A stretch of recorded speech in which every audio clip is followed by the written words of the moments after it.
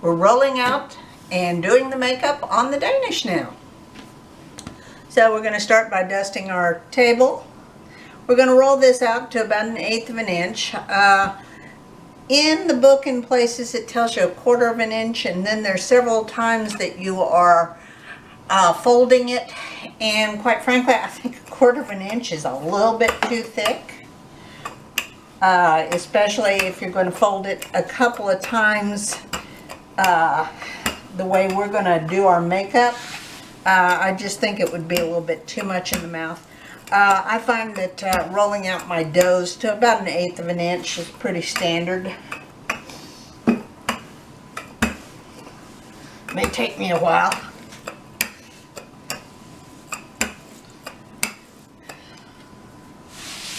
Of course, it just came out of the refrigerator, so it's going to give you a little bit of fight.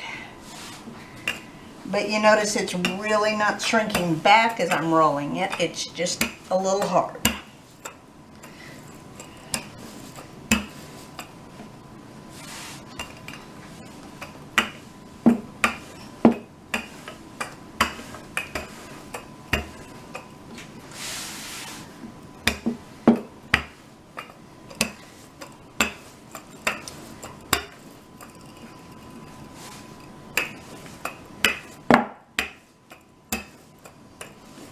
Just keep it moving. You want to give it an equal pressure all the way around. Try to keep it in that rectangle, guys.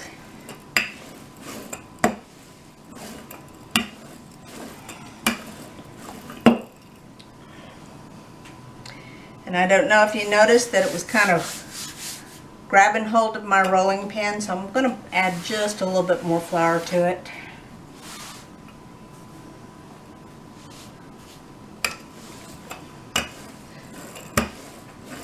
We're going to do a 4-inch square, so ideally I want to keep this in an increment of 4 inches. So that 12-inch in width is great. Now let's see if I can just get it lengthened out.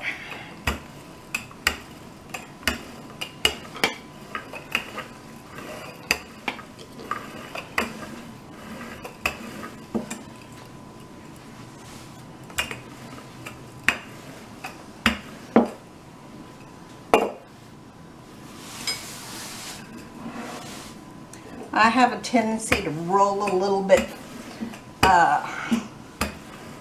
more pressure toward me than the piece away from me, so I've got to keep turning it periodically.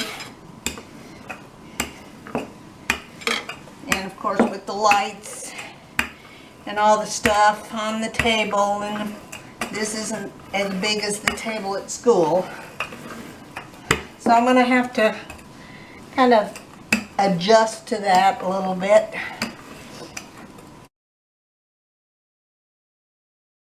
Y'all remember the Danish handout? One of the things it says is, do not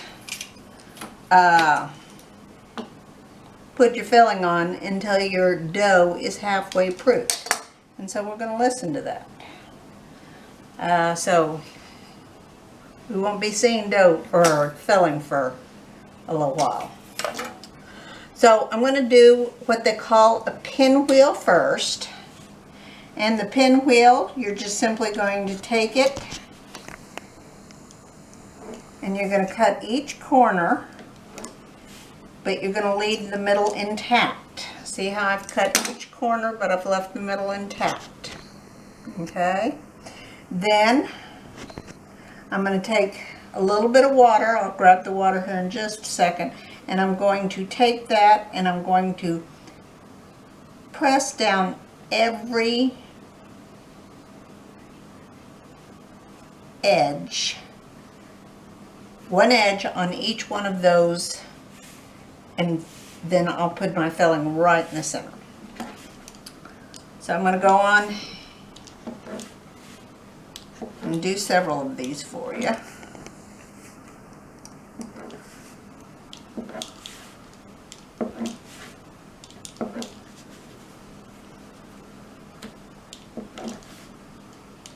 Now I could stop each and every time and put down the cutter and re-pick it up, but quite frankly, it's a great way to waste a little time.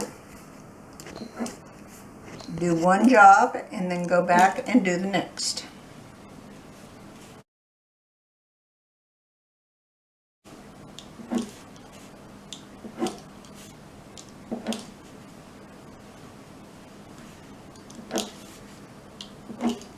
If you're doing a lot of these, I would not gather them and stack them one on top of the other like I am doing here.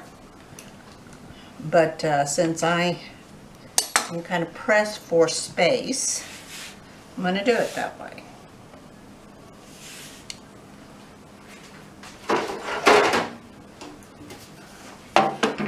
If you're doing a large batch, then these will start getting warm and they'll start sticking together really bad.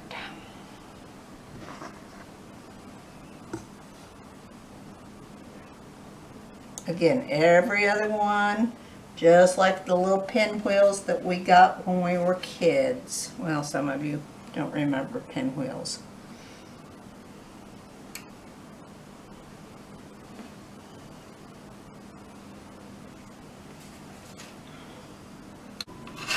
We'll do 8 and call it a day.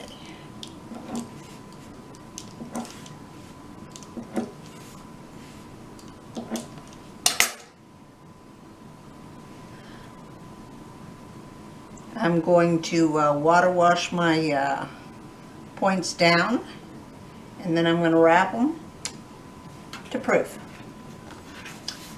That's the pinwheel. Okay?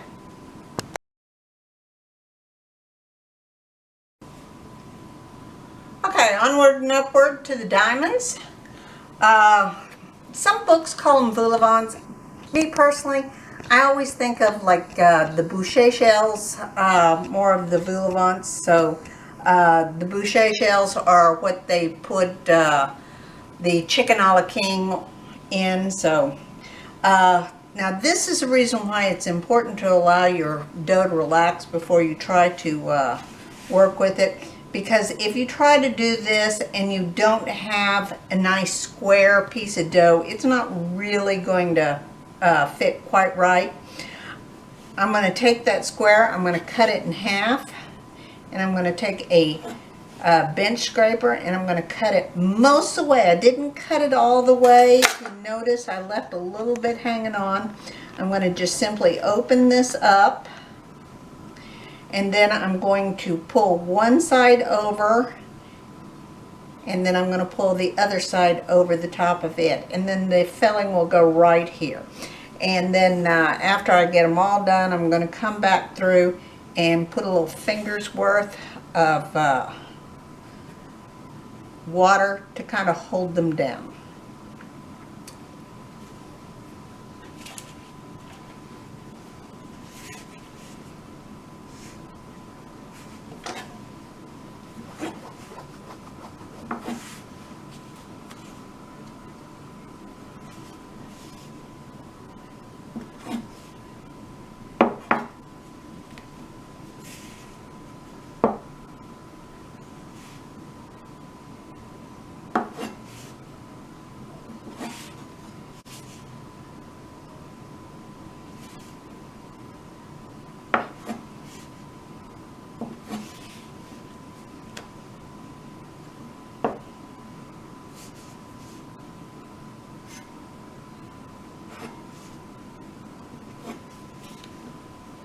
And last but not least,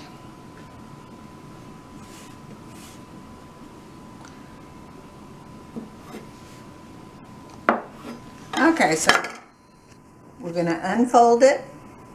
We're going to pull one side up underneath and the other side on top. I'm going to go on and transfer it over to the sheet pan.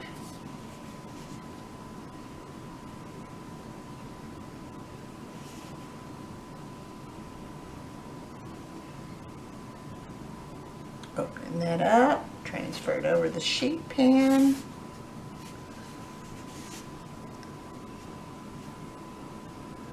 I had allowed the gluten to relax a little bit. My Danish would probably all be the same size.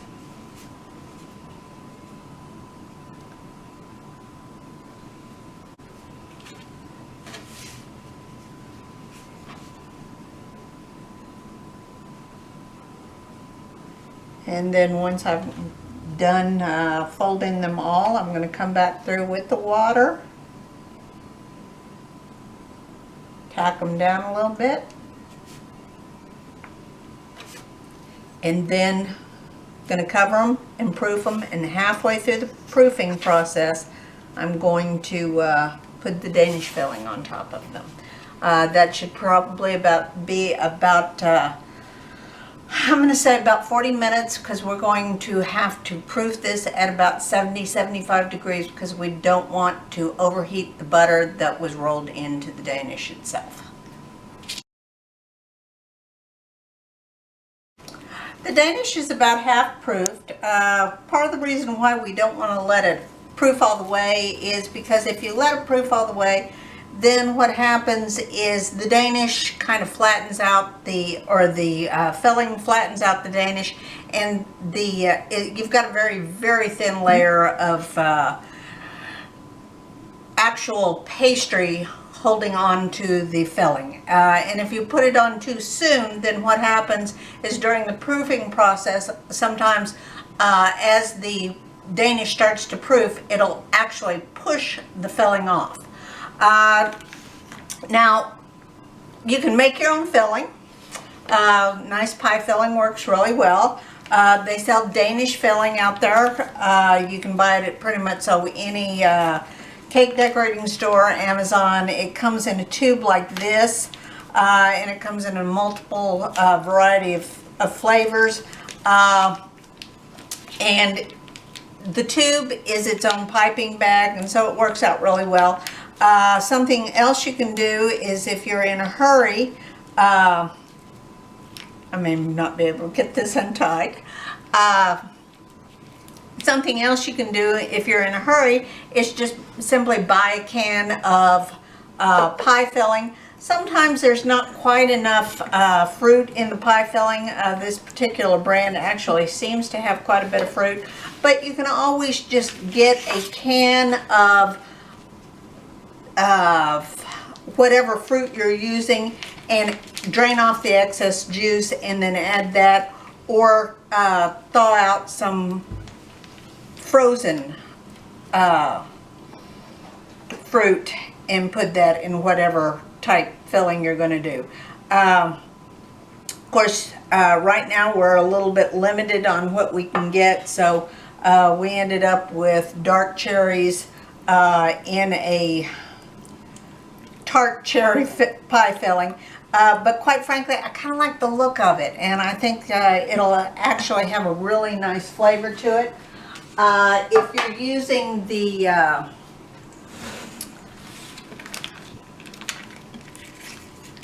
tube Danish filling, then just cut off one end and then just use that as your piping bag.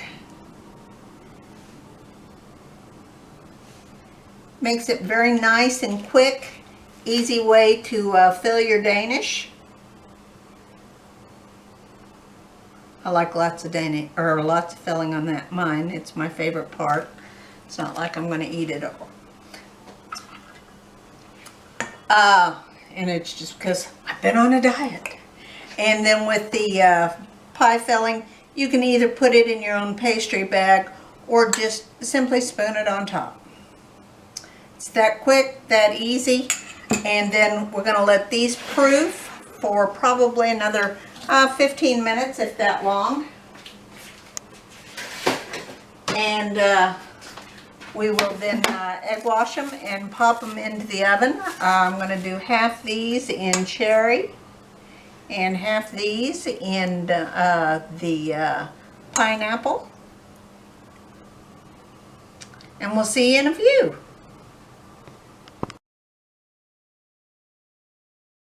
We're going to egg wash the Danish. Of course, egg wash is just a 1-to-1 mix of eggs and water. I try not to wash the filling. I've seen people wash the filling. It's kind of up to you.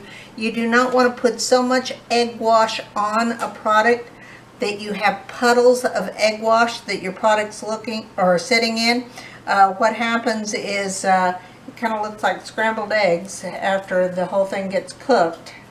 So, and if you egg wash the filling, a lot of times the filling will transfer to the brush and it just won't look very good. So we're about ready to go into the oven. I'm going into a 350 oven, and this should probably take about 10 to 12 minutes.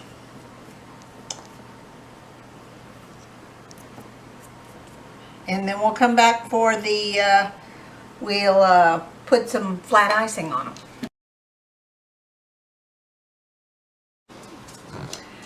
We've sifted some powdered sugar here, and I've got a little bit of water. I'm just going to take a whisk and I'm going to add a little bit of water at a time until this has about the consistency of Elmer's glue. Now, if you overdo the water, do not try to add powdered sugar into the mixture, because if you do, you're going to have like 4 times more glaze than you really need. So the best thing to do is to get a little bit more powdered sugar and add some of the icing back to it.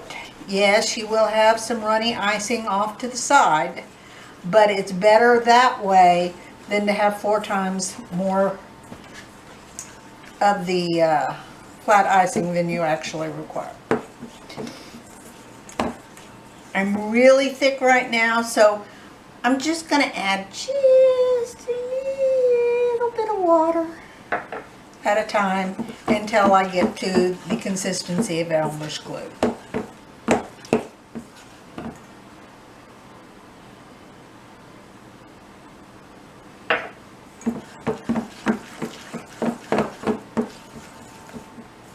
Almost there. Okay, now there's a couple of ways to apply the flat icing to your Danish. You know, I've been in bakeries where they just take their fingers and they stick their fingers in the icing. Of course, their hands are clean. They take their fingers in the icing and then drizzle it over the top. I've seen places where they will just take their whisk and then drizzle it like this. I've been in places where they have cut the ends of their whisk off and then, you know, dip their whisk into the flat icing and then drizzled it. However, I will tell you, I think this is probably the most efficient. This is a slotted spoon. This is not a perforated spoon, and the difference is a perforated spoon has round holes in it and a slotted spoon has large slots in it. And I find that I get the best design this way. And I get the best coverage also. I don't have great big pools of the icing on top, but I always end up with enough icing that I'm going to get a little bit of icing in every bite. And I think that's what most people are looking for. So, hope you enjoy it.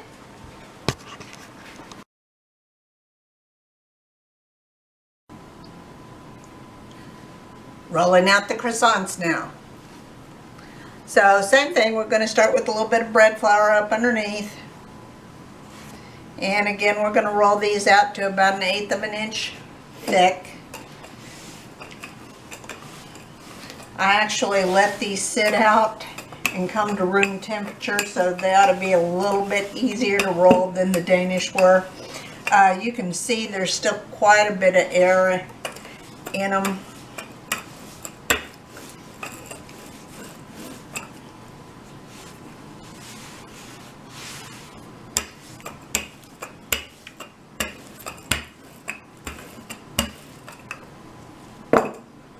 But by the time I get this rolled out, there probably won't be a lot of air in it at all.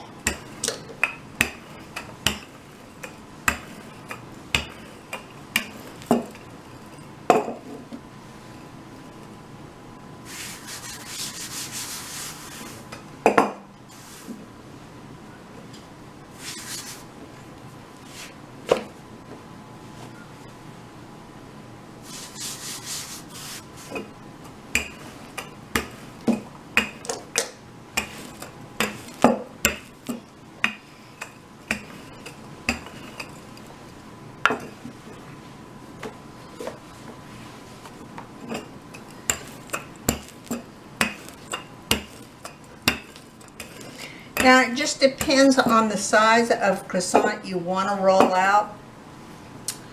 Some people like really large croissants for sandwiches, and some people like little bitty croissants for like brunch buffets. So it just really kind of depends on what the purpose is for your croissant, on what size we're going to roll it out to. Again, 1/8 of an inch. And really, seriously, don't do what I do. Let them relax before you try to cut them. You're going to get a much prettier product.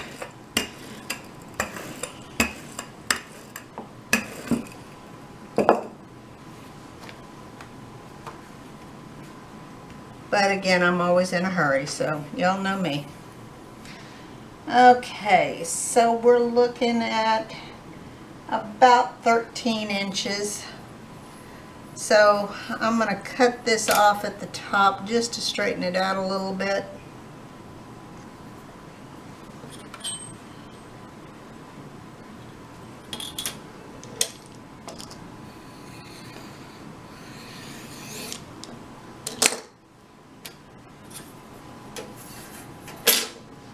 And I think the bottom's pretty good as far as being straight enough.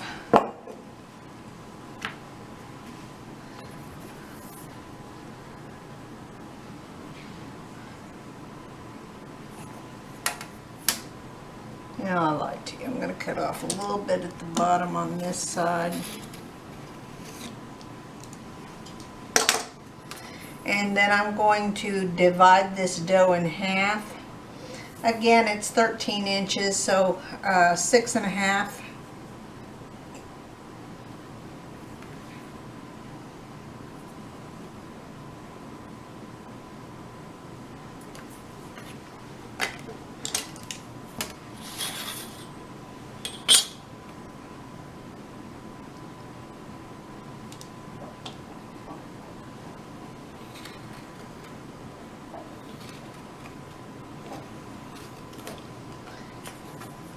And then I'm looking for a triangle.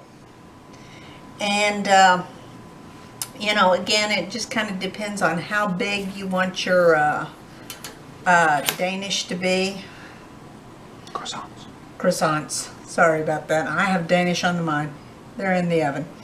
So I'm going to go with about a 6x4 cut. And I'm going to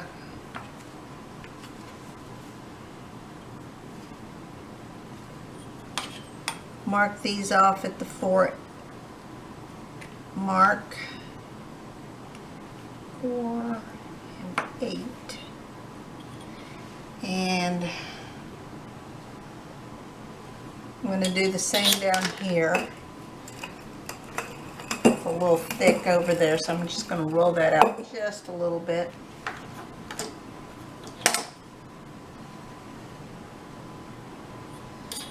Actually, what I think I'll do is turn it over.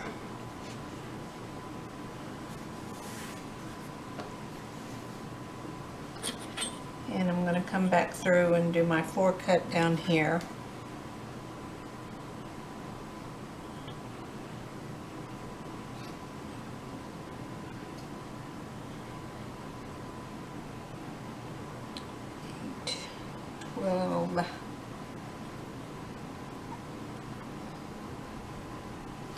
And then what I'm going to do is I'm going to line up point to point.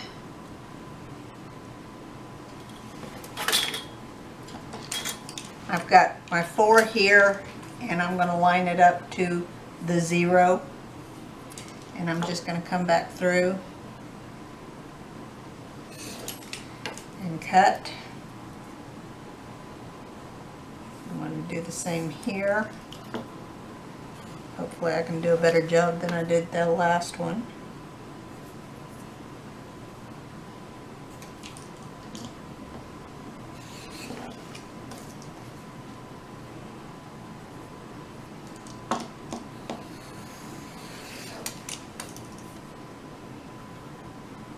And then we're going to come back through the opposite direction. We're going to match up our ends. And that's going to leave us with a nice little triangle.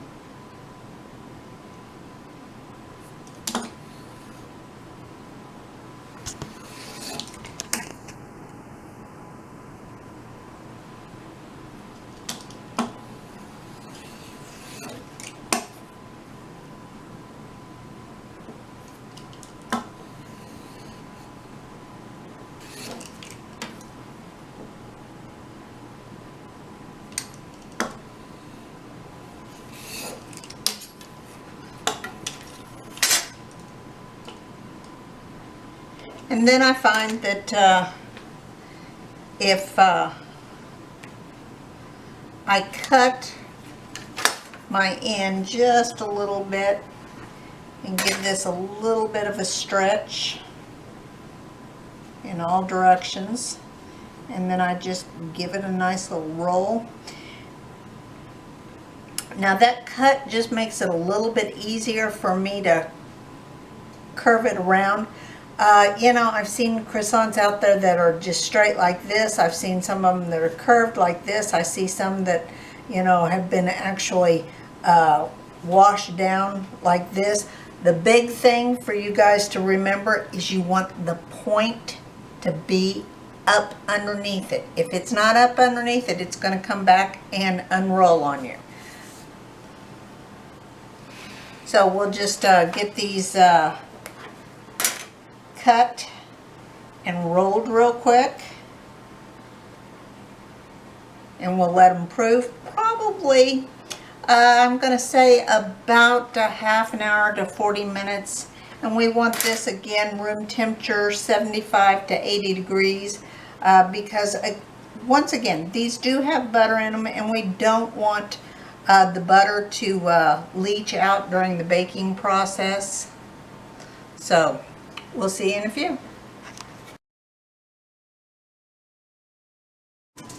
So we're going to egg wash the croissants, and then we're going to pop them into a 400-degree oven and probably bake these about 12-ish minutes.